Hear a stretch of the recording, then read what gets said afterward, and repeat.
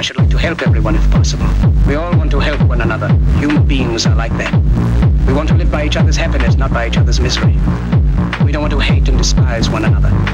In this world there's room for everyone. The good earth is rich and can provide for everyone. The way of life can be free and beautiful, but we have lost the way.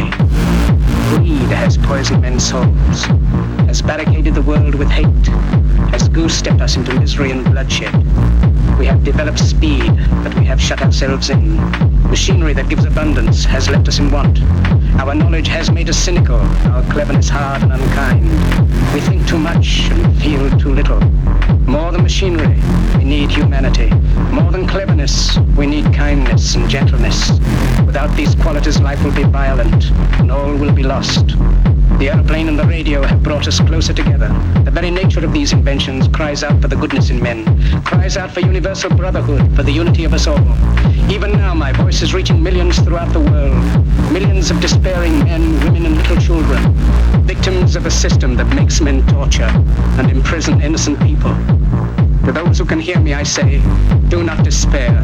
The misery that is now upon us is but the passing of greed, the bitterness of men who fear the way of human progress. The hate of men will pass, and dictators die, and the power they took from the people will return to the people. And so long as men die, liberty will never perish.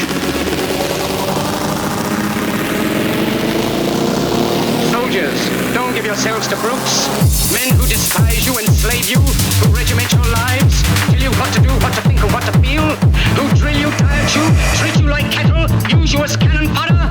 Don't give yourselves to these unnatural men with machine minds and machine hearts. You are not machines, you are not cattle, you are men. You have the love of humanity in your hearts. You don't hate, only the unloved hate, the unloved and the unnatural. Soldiers, don't fight for slavery, fight for liberty. In the 17th chapter of St. Luke it is written, the kingdom of God is within man, not one man nor a group of men, but in all men, in you. You, the people, have the power to create machines, the power to create happiness. You, the people, have the power to make this life free and beautiful, to make this life a wonderful adventure. Then in the name of democracy, let us use that power. Let us all unite. Let us fight for a new world.